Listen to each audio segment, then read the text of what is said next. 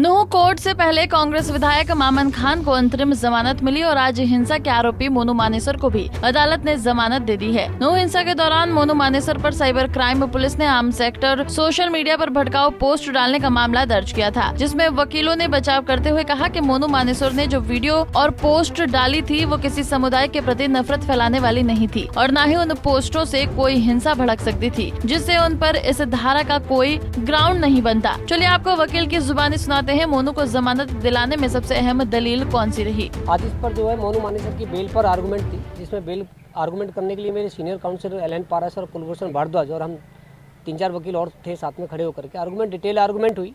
लगभग 15 से 20 minute argument चली। आर्गुमेंट करने के बाद जो है कोर्ट ने अपना आदेश शाम को लगभग 3:30 बजे करीब जो है अनाउंस किया और उसमें उनकी बेल जो है एक्सेप्ट कर ली गई।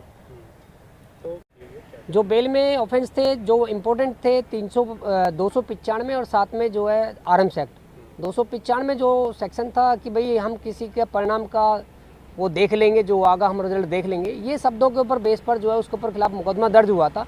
लेकिन हमने वही शब्द आज कोर्ट में प्रस्तुत किए गए और वो उनको कोर्ट में डिफाइन किया कि 295 में ये शब्द नॉट मेड आउट, किसी की भावनाओं को कोई ठेस क्या पहुँचाएंगे हम।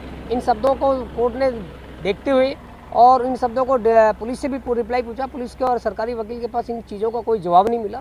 सवाल दूसरा है कि आर्म्स एक्ट में जो अवैध हथियार जो दिखाए गए रिकवरी में, वो रिकवरी जो दिखाई गई है वो ऑलरेडी उसकी जो लाइसेंस है और आर्म्स एक्ट में वही मार्का पुलिस से जो रिकवरी हुआ है वो सेम पाया गया है, तो वो अवैध हथियार नहीं हो सकते। तो इन दोनों ग्राउंड्सों को देखते हुए कोर्ट ने उनकी बेल एक्सेप्ट कर लिया है 1 लाख रुपये श्योरिटी के बेस पर। जो है मेरे सीनियर काउंसिल जो गुड़गांव से कुलभूषण भारद्वाज जी और साथ में एल.एन. पाराशर आए थे, दोनों ने डिटेल आर्गुमेंट 15 से 20 मिनट आर्गुमेंट हुई है। उन्होंने आर्गुमेंट करी थी इस केस में।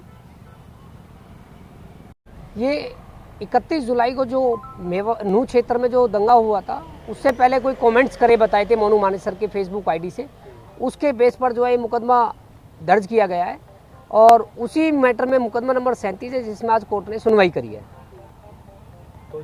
नहीं, आज मोनू मानेसर जेल से बाहर नहीं आएगा, क्योंकि राजस्थान में जो उनके ऊपर जुनैद नासिर वाला जो केस लगाया हुआ है उस पर डीजीपी ने जो अपनी पहले मीडिया के अंदर अपनी स्टेटमेंट दी थी कि वो निर्दोष है। निर्दोष के बेस पर अब राजस्थान की पुलिस ने जो है उसको साथ मतलब उस हिसाब से देखे कि राजस्थान पुलिस ने उसके साथ गलत व्यवहार किया है कि जब पहले बता दिया कि ये निर्दोष है तो हम एंटिसिपेटरी बेल भी लगा सकते थे यदि इन्वॉल्वमेंट है वो, क्योंकि डिस्क्लोजर के बेस पर उसका नाम दिया गया है। तो राजस्थान की सेशन कोर्ट ने उनकी बेल डिसमिस कर दी। अब हाई कोर्ट हम जो है तैयारी पकड़ रखी, हाई कोर्ट जाएंगे और जब उसके बाद फिर हम पटौती केस में बेल लगाएंगे। वकीलों ने अपनी दलील में कहा कि मोनू मानेसर पर लगाए गए आर्म्स एक्ट में जो हथियार बरामद किया गया है वो लाइसेंसी हथियार है, जिस पर पुलिस ने अपने बचाव में कहा कि उसका लाइसेंस रद्द कर दिया गया था। वकीलों ने इस पर कहा कि ये आगामी जांच का विषय है और किन कारणों से लाइसेंस को रद्द किया गया, लेकिन जो हथियार जो पाया गया है वो लाइसेंसी है। इसी पर अदालत ने 1 लाख के मुचलके पर मोनू मानेसर को जमानत दे दी है। वैसे एडवोकेट सोमदत्त शर्मा ने कहा है कि अभी मोनू मानेसर जेल में ही रहेंगे जब तक उनकी राजस्थान और पटौदी से जमानत नहीं हो जाती, तब तक वो जेल के बाहर नहीं रहेंगे। नूंह से अनिल मोहानिया, पंजाब केसरी टीवी। हमसे जुड़े रहने के लिए हमारे YouTube चैनल को सब्सक्राइब करें और नई वीडियो की नोटिफिकेशन के लिए बेल आइकॉन को दबाएं।